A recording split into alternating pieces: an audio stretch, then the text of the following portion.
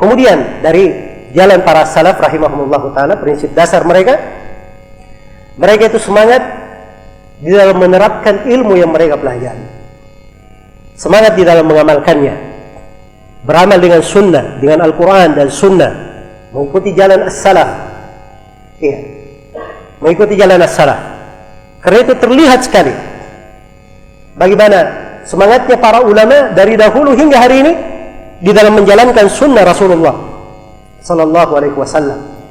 Sebab di dalam mengamalkan sunnah itu terdapat berbagai kebaikan. Pertama, dia melaksanakan perintah Allah dan Rasulnya. Dia telah meraih ridha Allah dan Rasulnya. Dia telah tunduk terhadap perintah Allah dan Rasulnya. Dengan menghidupkan syariat itu, mengamalkannya, dia telah menghidupkan syariat, menghidupkan dari sunnah. Allah subhanahu wa ta'ala firman, walau annahum fa'alu ma yu'aduna bihi lakana khairan lahum wa ashadda tathbita wa idhan la'atainakum min ladunna ajran 'azima wa lahadainakum siratan mustaqima. Andai kata mereka itu melaksanakan apa yang mereka diperintah dengannya, beramal dengan apa yang diperintah, perhatikan kebaikannya, lakana khairan lahum, itu yang terbaik untuk mereka, wa ashadda tathbita, itu yang paling mengukuhkan kedudukan mereka. Dan kalau sudah seperti itu, kami akan berikan kepada mereka pahala yang sangat besar, dan kami akan beri hidayah kepada mereka menuju kepada jalan yang lurus. Ya. Karena itu para ulama prinsipnya, kalau dia mau bertambah ilmu, dia amalkan ilmu yang dia kerjakan, maka dia akan dimudahkan lagi mendapatkan ilmu yang lain. Karena itu sebagian as-salaf berkata, man amila bima alim, allamahullahu ilma ma lam ya'lam. Siapa yang beramal dengan ilmu yang dia telah ketahui, maka Allah akan mengajarkan kepadanya ilmu yang sebelumnya tidak dia ketahui. Iya. Dan perhatikan bagaimana semangat para salaf.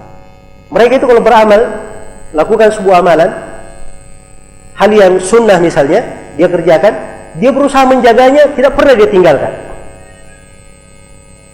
Dalam hadits Abu Hurairah riwayat Bukhari dan Muslim, Nabi berwasiat kepada Abu Hurairah 3 hal. Berwasiat kepada Abu Hurairah 3 hal. Tidak pernah ditinggalkan oleh Abu Hurairah. 3 hal ini. Abdullah bin Umar radhiyallahu anhuma. Iya. Dalam hadits riwayat Bukhari dan Muslim, beliau pernah mimpi sebuah mimpi, seakan-akan beliau dibawa ke neraka, ya, oleh malaikat. Tapi di tengah jalan, ya, neraka itu dilipat kayak digulung. Kemudian datang malaikat lain berkata, kamu tidak perlu takut, tidak perlu takut. Maka ketika diceritakan mimpi ini kepada Nabi sallallahu alaihi wasallam, maka Nabi berkata, ni'mar rajul Abdullah law kana yusalli minal lail. Sebaik-baik orang Abdullah bin Umar kalau dia sholat di malam hari. Maka kata Salim anaknya, fakana Abdullahi la yanamu illa qalilan. Maka Abdullah bin Umar setelah itu tidak pernah tidur di malam hari kecuali sedikit. Begitu dapat sunnah langsung diamalkan. Iya. Di dalam hadits riwayat Bukhari dan Muslim, kisah Fatimah radhiyallahu taala anha datang kepada Nabi sallallahu alaihi wasallam, minta pembantu, mengadukan bagaimana pekerjaan rumah tangga, ya, tangannya melepuh dan sebagainya. Minta membantu, tapi datang ke rumah Nabi, Nabi tidak ada waktu itu. Disampaikanlah kepada istrinya yang ada di rumah, maka malam harinya Nabi datang ke rumah Fatimah. Dan Fatimah sudah berada di pembaringannya bersama Ali bin Abi Thalib. Maka Nabi SAW mengajari mereka berdua, inginkah kalian aku ajari yang lebih baik daripada itu? Daripada pembantu. Sebelum tidur kalian baca subhanallah 33 kali, alhamdulillah 33 kali, Allahu Akbar 34 kali. Kata Ali bin Abi Thalib, "Fama taraktuhu mundu sami'tuhu min Rasulillah sallallahu alaihi wasallam." Kata Ali bin Abi Thalib, saya tidak pernah meninggalkan itu. Saya tidak pernah meninggalkan ini semenjak saya mendengarnya dari Rasulullah sallallahu alaihi wasallam. Ya. Ada yang bertanya, wahai Ali, tidak kamu tinggalkan sampai di perang Siffin? Ini peperangan nih. Kata Ali, tidak pula di malam Siffin saya tinggalkan. Tetap dia baca. Ya. Dan ada sebuah kisah yang subhanallah ya, menakjubkan, yang harusnya dicatat ya, di dalam Sahih Muslim dari hadits Ummu Habibah. Karena ini hadits yang bagus untuk dihafal, saya bacakan dengan sanad riwayat saya kepada Imam Muslim rahimahullahu taala. Ya, mengabarkan kepada kami Syekhuna al-Mu'ammar Abdullah ibn Abdul Aziz ibn Aqil al-Hambali rahimahullahu taala ijazatan. Qala akhbarana Syekh al-Mu'ammar Ali bin Nasir Abu Wadi ijazatan. Qala akhbarana Muhammad Nadir Husain ad-Dihlawi. Qala akhbarana Muhammad Ishaq ibn Muhammad Afdal ibn Ahmad ad-Dihlawi. Qala akhbarana Syekh Abdul Aziz ibn Ahmad ibn Abdul Rahim ad-Dihlawi. Qala akhbarana والدي قال أخبرنا أبو طاهر القراني قال أخبرنا والدي قال أخبرنا سلطان بن أحمد المزاهي قال أخبرنا أحمد بن الخليل السبكي عن النجم الغيثي عن زكريا الأنصاري عن رضوان بن محمد القاهري أنه قال أخبرنا محمد بن عبد اللطيف الربيعي قال أخبرنا عبد الرحمن بن محمد ابن عبد الحميد ابن عبد الهادي المقدسي قال أخبرنا أحمد ابن عبد الداهل ابن نعمة المقدسي قال أخبرنا محمد بن علي ابن صدقة الحراني قال أخبرنا محمد بن الفضل الفراوي قال أخبرنا عبد الغافر ابن محمد الفارسي النيسابوري قال أخبرنا محمد بن عيسى الجولودي قال أخبرنا إسحاق قال أخبرنا إبراهيم ابن محمد بن سفيان النيسابوري قال أخبرنا أبو الحسين مسلم ابن الحجاج ابن الحسين القشيري النيسابوري. Di sini sudah kenal ya.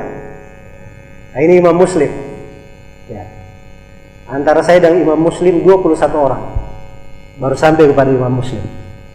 Imam Muslim berkata di dalam sahihnya, haddatsana Muhammad bin Abdullah bin Numair, qala haddatsana Abu Khalid yakni Sulaiman ibn Hayyan, an Daud ibn Abi Hind, an Daud ibn Abi Hind, an Nu'man ibn Salim, an Amr ibn Aus, qala haddatsani Ambasatu ibn Abi Sufyan. Wa kana fi maradihi alladhi mata fihi bi hadithin yatasarru ilayhi. قال سمعت أم حبيبة رضي الله عنها تقول سمعت رسول الله صلى الله عليه وسلم يقول سمعت رسول الله صلى الله عليه وسلم قال من صلى 12 ركعة في يوم وليلة بني له بهن بيت في الجنة. قالت أم حبيبة فما تركتهن منذ سمعتهن من رسول الله صلى الله عليه وسلم. وقال أنبسة فما تركتهن منذ سمعتهن من أم حبيبة. وقال عمرو بن أوس فما تركتهن منذ سمعتهن من عنبسة. وقال النعمان بن سالم فما تركتهن منذ سمعتهن من عمرو bin Aus. Ini hadis menakjubkan ya. Jadi Imam Muslim bacakannya dengan sanadnya tadi. Saya tidak perlu terjemahkan sanadnya. Jadi beliau bawakan sanadnya kepada An-Nu'man bin Salim. Nu'man bin Salim meriwayatkan dari Amr bin Aus. Amr bin Aus meriwayatkan dari seorang yang bernama Ambasa bin Abi Sufyan. Ambasa menyampaikan hadis ini, kata Amr bin Aus, Ambasa menceritakan kepadaku dan dia di tengah sakit, yang di sakit itu dia meninggal. Ini menunjukkan keseriusan para salaf mengajarkan ilmu. Datang orang yang berkunjung satu orang, dia sampaikan, saya pernah dapat hadis begini. Satu orang padahal. Dan mesti dia duduk depan banyak orang, dia sampaikan faedah. Satu orang dari manusia dia kasih faedah luar biasa. Itu dari semangat.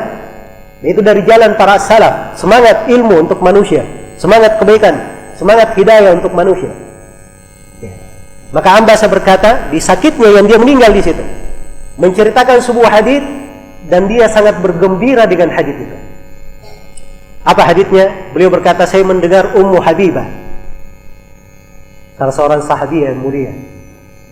Dia berkata, saya mendengar Rasulullah SAW bersabda, siapa yang sholat 12 rakaat dalam sehari dan semalam, 12 rakaat rawatib ini ya, tahu 12 rakaat rawatib ya, 4 rakaat sebelum duhur, duhur, 2 rakaat setelah duhur, 2 rakaat setelah maghrib, 2 rakaat setelah isya, 2 rakaat sebelum subuh. Berapa semua ya?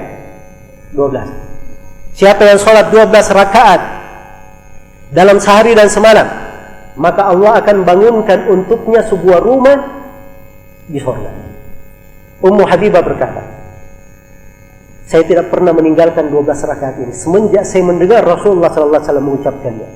Amba saya meriwayatkan dari Ummu Habibah berkata, saya tidak pernah meninggalkan 12 rakaat ini semenjak saya mendengarkannya dari Ummu Habibah.